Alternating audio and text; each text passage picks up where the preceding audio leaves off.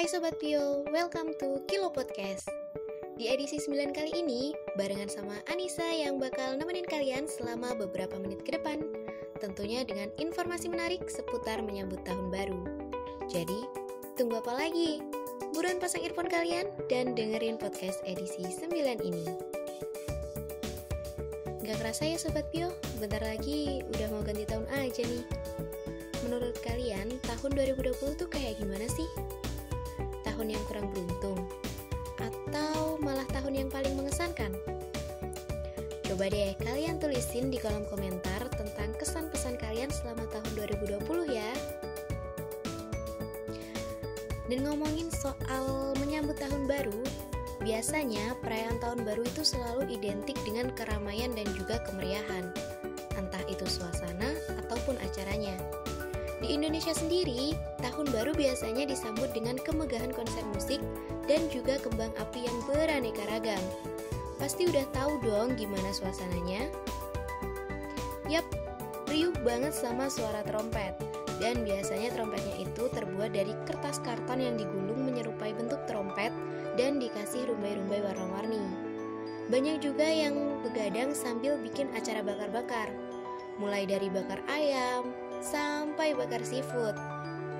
Terus nih, yang gak pernah bisa ketinggalan untuk menyambut malam pergantian tahun, itu pasti selalu digelar konser musik. Berbagai genre musik ikut memeriahkan suasana malam pergantian tahun.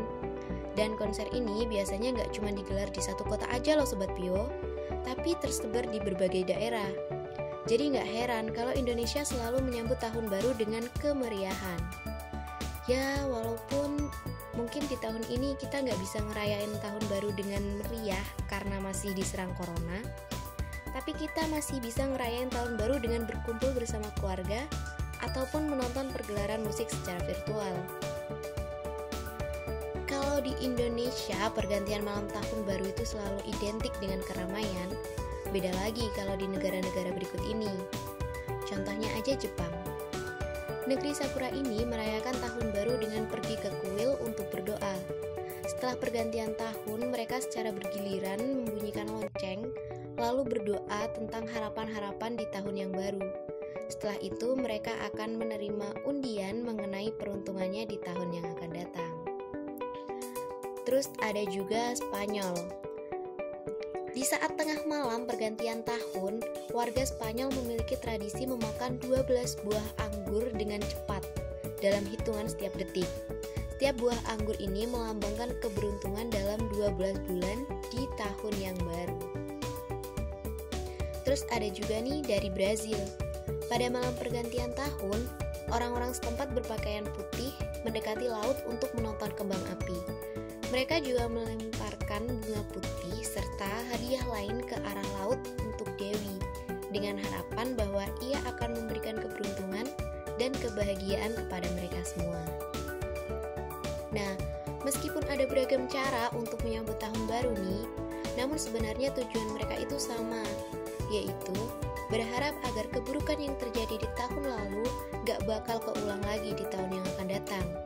Dan juga semoga tahun yang akan datang membawa kebahagiaan bagi setiap orang.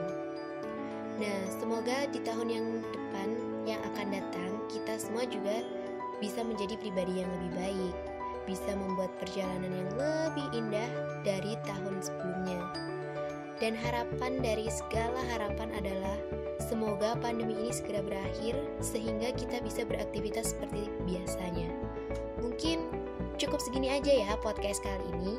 Jangan lupa tinggalin jejak berupa like, komen, subscribe biar gak ketinggalan Kilo Podcast edisi selanjutnya. Dan jangan lupa buat di-share ya ke teman-teman kalian jika sekiranya podcast ini bermanfaat. Anissa pamit and see you!